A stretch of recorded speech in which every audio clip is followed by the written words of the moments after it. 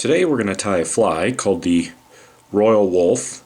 First thing we're going to do is just start with some black A-dot thread and a Tiemco 100 dry fly hook. The first material that we're going to tie in is going to be our tail, and for that we're going to use some moose body hair. We're going to tie in a tail that's about half the length of the shank of the hook. So I just kind of roughly measured out my moose, and we can tie in our material here. And I kind of loosely tie it in. I'm going to tie it in about 2/3 of the way forward.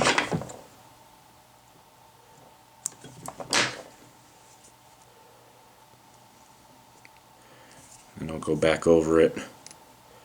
Make sure that tail's tied in all the way back down to the bend.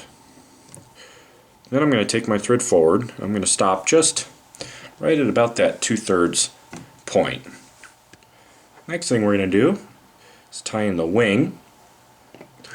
And for that we're going to use some calf body hair in white. I'm going to take a generous amount here. I'm going to put it in a hair stacker and even up those tips as much as I can. Then I'm going to take all that fur, all that hair, I'm going to face it forward on the shank of the hook. Now I want my wing to be about the length of the shank of the hook, maybe just a hair shorter. I'm going to take that, I'm going to tie that in basically at that 2/3 point where I stopped with my tail. And I'm going to take a generous amount of wraps there, and I'm going to trim out the butt ends.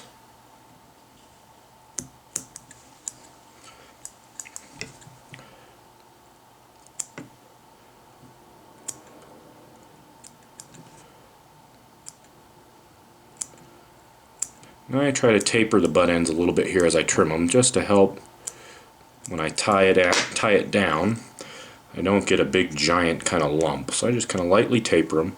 I'm going to take that wing, I'm going to take all the fibers and just draw them all up.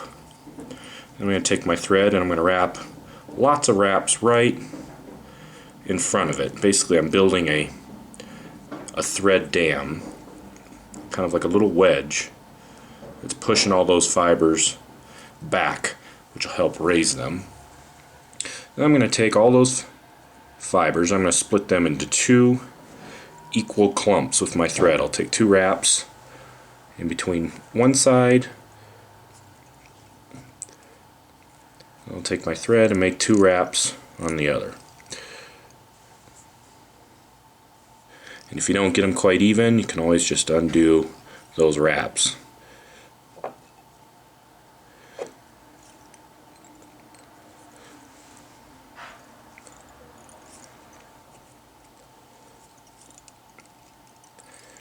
Alright, and once you have your even clumps, I'm actually going to take my thread and I'm just going to wrap around each of those clumps. So you can see how over here I've wrapped around this one I haven't yet, so I'll do that one next.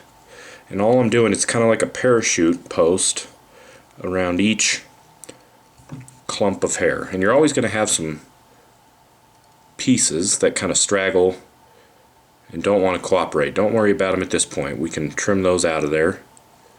Just make sure that you get the majority of them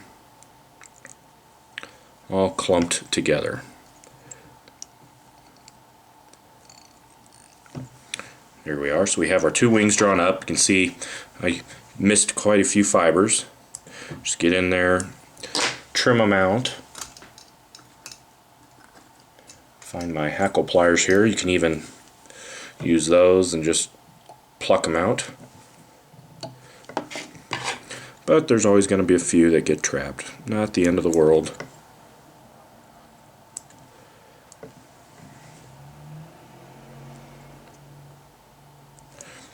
They'll all get covered up as we continue with the rest of the fly.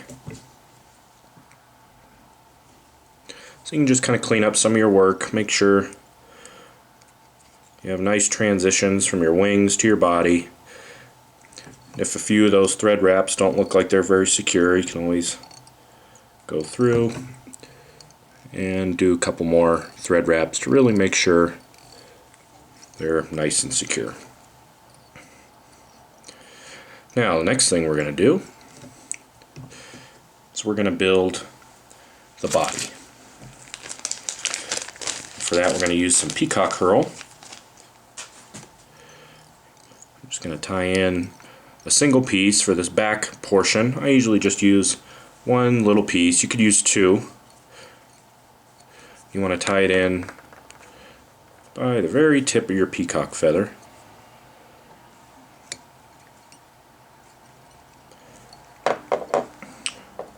I'm basically going to take this peacock feather here right up onto the hook point. So I'm just going to wrap several wraps until I get right to the hook point. Then I'm going to stop.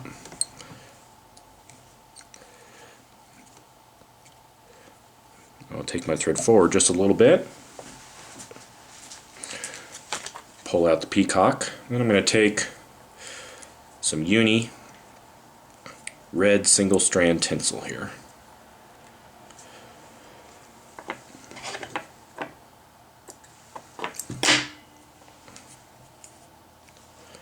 You can take the not the tinsel, the floss, I'm sorry.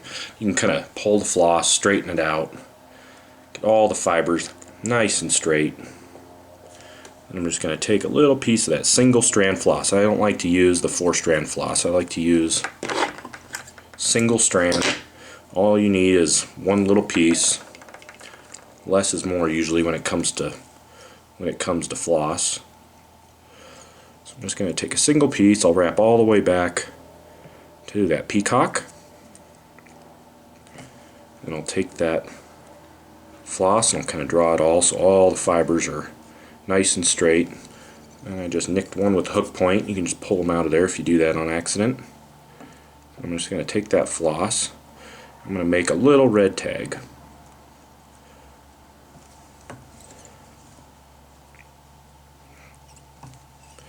Then I'll wrap forward here.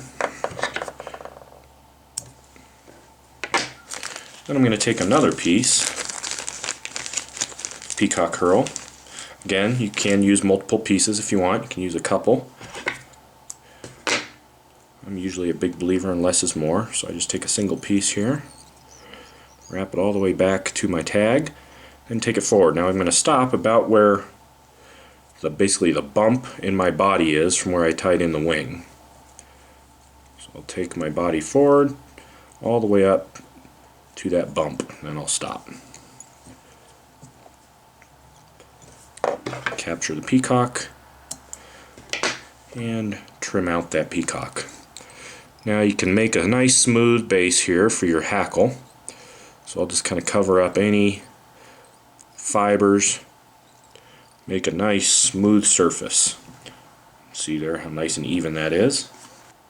Next thing we're going to do is we're going to tie in the hackle.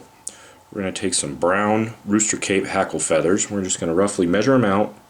We're going to reach just past the point of the hook. And you can use one or you can use two. We're tying a little bit larger wolf here, so we're going to try to use two of them. But one is just fine. You don't have to use two.